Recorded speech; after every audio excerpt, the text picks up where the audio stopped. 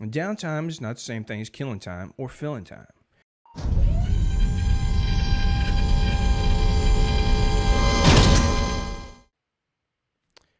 Welcome to the CroftCast, episode 130.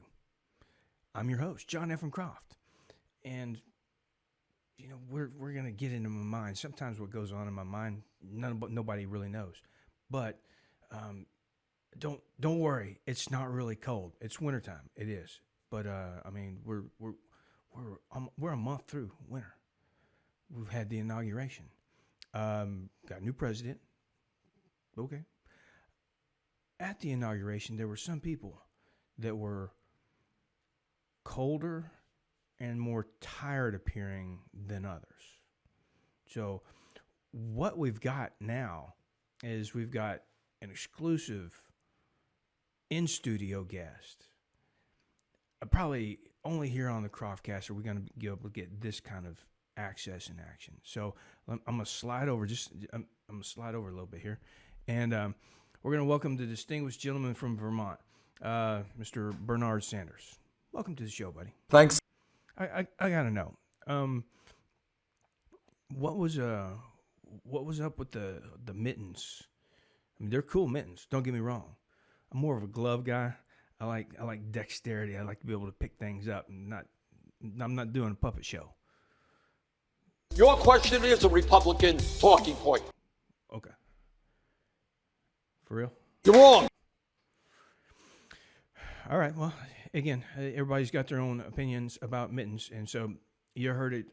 You heard it here on the CroftCast. What the distinguished gentleman from Vermont has to say about mittens. Me. It's too freaking hot to be bundled up. I don't know. It's like 70 degrees. But I thought, in honor of our special guest, that I would go ahead and partake in the appropriate attire. It's kind of like when in Rome, do what the Romans do. But you gotta be wondering and ask yourself, is there ever a wrong time of year to have a good root beer float? Now, I understand some of you may not like root beer. Okay, or just a carbonated beverage, which, again, going back to the 1876 mineral water from H-E-B, not a sponsor, but could be. Never gets old. Maybe it does. Anyway, so is there a wrong time of the year where you can have a root beer float? So they're at shout out to Fox Creek Barbecue. They've started doing root beer floats. Have not had the opportunity to partake in one of these root beer floats. But I get to thinking, we're workshopping this idea. If one were to try to make the best, the ultimate small batch root beer float, how would you go about that? Well, you're probably going to need to make your own vanilla ice cream. I'm a whole bean guy. I don't like the artificial stuff. I don't like a lot of artificial anything. I'm not saying that I won't consume or partake of something that's artificial. We do. It's hard not to. But I don't like fake. I prefer real. Sometimes, all right, you ever go to Popeyes? And Popeyes, they've got biscuits. They've got honey for their biscuits. It's actually not honey. It's a honey sauce. It's supposed to taste like honey. It kind of does, but not. Excuse me. So, where are we going? Root beer floats. So, we're on this quest to make the best small batch root beer float. So, I would like your opinions and feedback on if you've got a favorite root beer. And then we were, again, going to make the small batch whole bean vanilla, because vanilla pairs well with the root beer. That's why A&W even started selling a vanilla flavored root beer. And then Coke goes, well, we'll put vanilla in Coke. That didn't really work for me personally. Now, some people like Dr. Pepper. A little sweet for my taste, but that's to each their own. Then you've got the Dublin Dr. Pepper. Different sweetener. It's supposed to have a little bit different flavor. Highly sought after by the Dr. Pepper purist. I'm not a Dr. Pepper purist. I don't drink cola. I will on occasion, but not my cup of tea. I'm more of a tea guy. Good Arnold Palmer. I do like a good Arnold Palmer. Anyway, back to the root beer floats. So if you have a particular root beer that you like, you're like, and it could be small batch. It would have to be available. If it's somewhere where like, well, it's a local root beer and it's only available in Wisconsin, I'm not going to Wisconsin to pick up root beer. Now, if you want to send me some or I can order it, then we can do that. But here's what I was thinking. We've got BJ's Brew House. Now, they brew their own beers, it's a restaurant. But they also make their own root beer. So I was thinking about, for this small batch root beer float, got to have the float. Otherwise, you're just drinking root beer. Or if you just have the ice cream, then you're just having ice cream. And right now, this time of year, you're like, well, it's wintertime. It's 30 below up here in Bismarck, North Dakota. It's cold. We don't want to eat ice cream. We're making chili and soup and whatever. I don't know. We like our cream hot. We freezing to death. It's cold. We're hanging out with Bernie Sanders with our mittens. Now, mittens are kind of cool. You can move your fingers around inside of there, but you picking stuff up. Use an oven mitt to pull something hot out of the oven. That's about as far as I'll go with mittens. And anyway, so give me your recommendations on the root beers. But just curious, So we had Bernie stop by, talk about why he was cold, and then root beer floats. And really, right now, I'm just kind of killing time. Well, I'm not killing time. I'm talking to you. I'm filling time. There's a difference between killing time and filling time.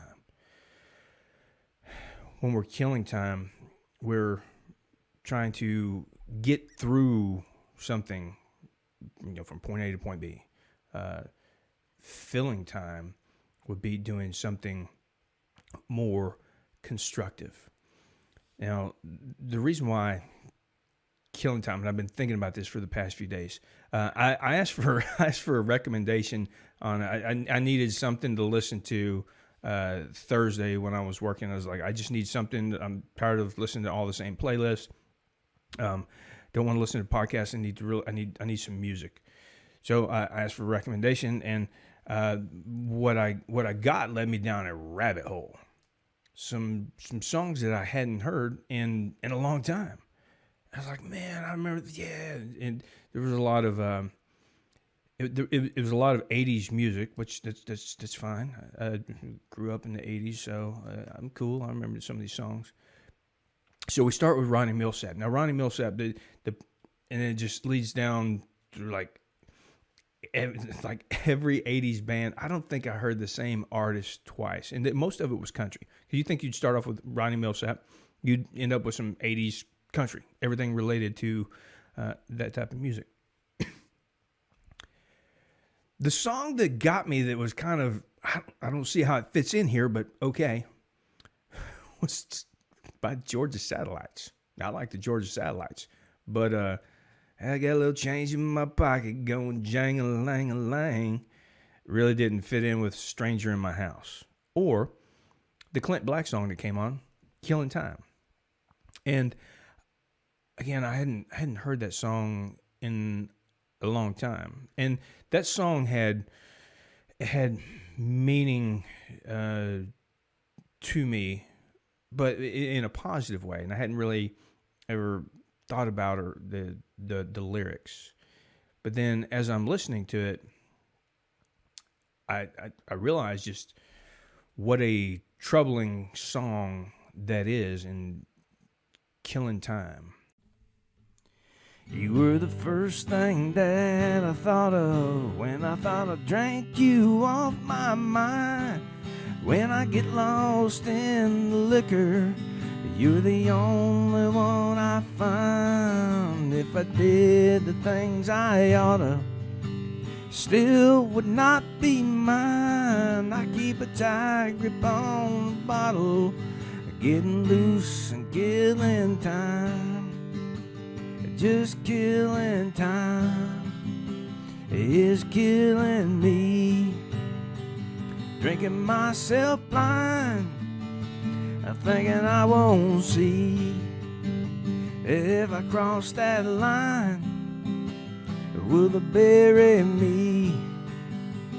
Well, I just might find I'll be killing time for eternity.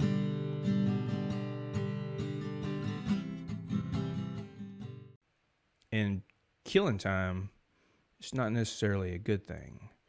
So what I've decided to do with my life, and this is just me, is to fill time.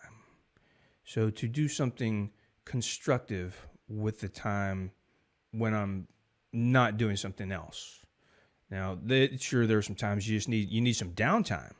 And downtime is not the same thing as killing time or filling time. Downtime would be like, I just need a break, I need to relax, I need to chill. I'm going to do something where I don't have to think about it. I watch a movie. And I don't want a movie where I've got to read subtitles. I don't want to watch a movie where I've got to think. I just need some mind-numbing entertainment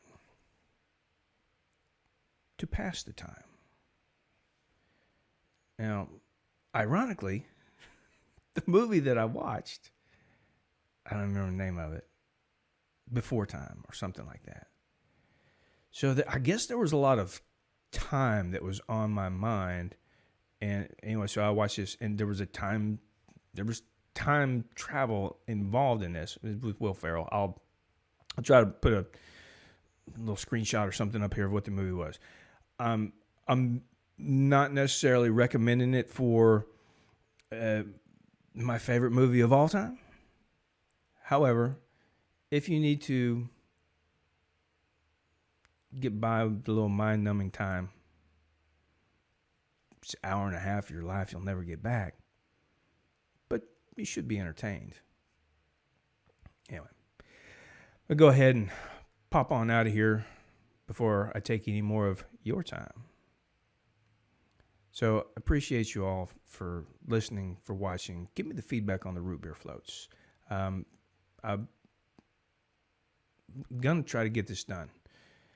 Now, don't know when, but I'll keep you posted. Small batch, artisanal. Oh, one more thing on the root beer floats. We're going to make these. We're going to make the regular root beer float, and then we're for the kids, and then we are going to make the adult versions. Now, what I'm thinking is, and this may not work where you are if you're not around the Central Texas area, because I don't know how far or where it's distributed. But I was thinking a good rum as a little kicker in there. Now, not a big rum drinker. However, Pecan Street rum, made in Pflugerville, Texas, it has the essence of pecan in it. And I think it would be another fine addition to the flavor profile of the whole bean vanilla ice cream. The small batch artisanal root beer, and then with the local small batch rum. Just a thought. If you have any other suggestions of how you might make yours a little bit more adult, let me know. Again, appreciate you guys. Don't forget to sign up for those subscriptions. You get the notification. Then you know when the new content comes out. I don't have to tell you because you'll already know. With that, I'll catch y'all on the flip side.